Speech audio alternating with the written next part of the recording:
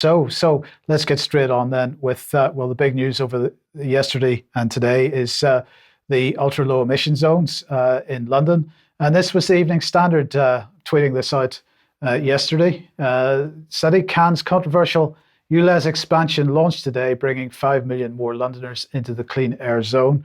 They're extremely excited about this. Many people not so excited about it, as everybody will be aware.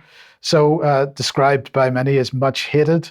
It now expands to all 32 boroughs of London, and as David was saying on Monday, £12.50 daily charge to drive what are described as the most polluting vehicles around London. This is likely to bring £2.5 million a day into the London City Assembly, and it's going to raise billions, of course. Unfortunately, yesterday it didn't all go quite so well because the website fell over pretty quickly, but I just thought we'd have a look at a couple of the comments that are out on Twitter. So this is Richard James. The expansion of the ultra-low emission zone got off to a turbulent start as saboteurs stepped up a campaign to disable its enforcement cameras. So more of this going on. Various demonstrations and so on, yellow boards out in force. This was Rise Melbourne tweeting this one out. London's anti-low emission zone tolls. The fight back against the ULEZ continues to grow. The people are finally waking up to the government lies and so on. This resulted in what some were describing as violence outside Downing Street. Really the police behaving in the usual way with these types of protests and pushing people aside and so on. Sadiq Khan was on Channel 4 News last night talking about it. We have a little bit of video here. Let's just have a quick listen to what he was saying. In absolute terms, what the ULEZ expansion will lead to is a 10% reduction in nitrogen dioxide from cars, a 16% reduction in particulate matter from cars. And in terms of absolute terms, we saw in central London a reduction of 230 tonnes of nitrogen dioxide, but the expansion will lead per year to a reduction of 363 tonnes per year of nitrogen dioxide. In terms of carbon emissions, we saw per annum a reduction of around 13,000 tonnes of carbon dioxide when the Central London scheme began. The expansion will lead to 27,000 tonnes of carbon dioxide. So, Alex, he's talking about a couple of tens of thousands of tonnes of carbon dioxide claimed to be saved as a result of this. That's against an emission of something around, like, according to the official figures, something around 30 million tonnes in London as a whole. So it's a fraction of a fraction there. But this is clearly getting people motivated.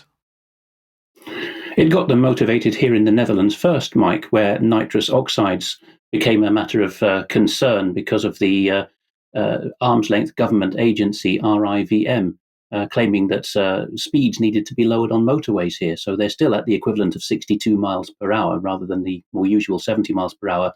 But magically, that's only in daytime and in the urban areas. At night, you can speed down a foggy motorway at full volume and never mind the nitrous emissions. So that particular lunacy hasn't come to Britain yet, but it's likely to follow. And what you see with Khan, of course, is that political literacy as to quantities and volumes is sorely lacking, perhaps not quite as badly as we saw with the congressional and Senate hearings recently, of course, where Al Gore got a real drubbing for not knowing figures, but it's a drop in the bucket wherever you look. Yes. Okay. So let's just have a look at this then. This is the Geospatial Commission charging ahead, and they are looking at using location data to boost local EV, electric vehicle charging points, and so on. This is a massive data gathering exercise, but I just wanted to highlight what they said in the first paragraph of their press release because it's related to this. By 2030, the sale of new petrol and diesel cars will be phased out, and by 2035, all new cars and vans will be zero emission. The transition to EVs will be enabled by a dependable, well-located public charging network that local authorities are ideally placed to help to deliver. Now, of course, Sadiq Khan is becoming the poster child for the opposition, and rightly so, but this goes well beyond him.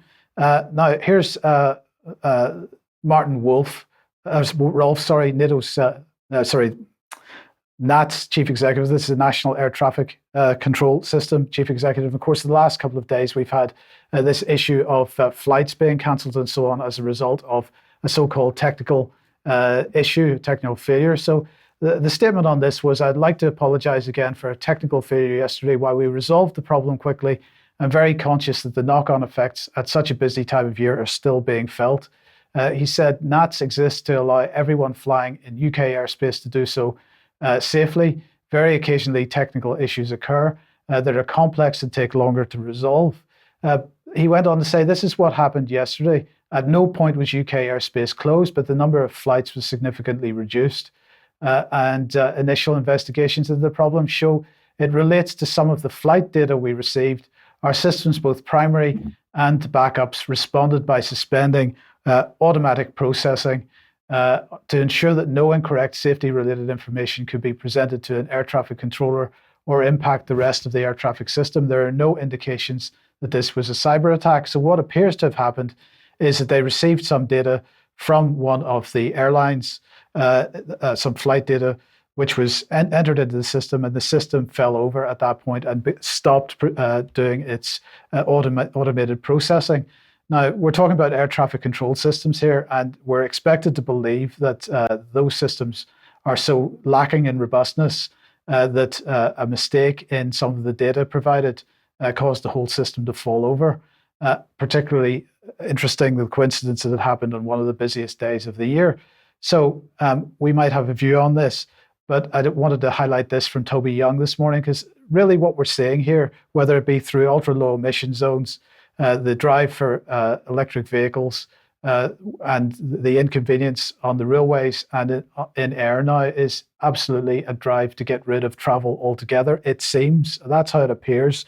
Alex, I don't know what your thoughts are on that, but I like that little cartoon that Toby Young was pushing out this morning, because everything is sort of breaking down in terms of travel, and we're supposed to expect to believe that is accidental or mistakes or what? Once again, Mike, it's the cross-jurisdictional approach that sheds light on where this is coming from, because different things are thought to be get-awayable with in different jurisdictions, if you like.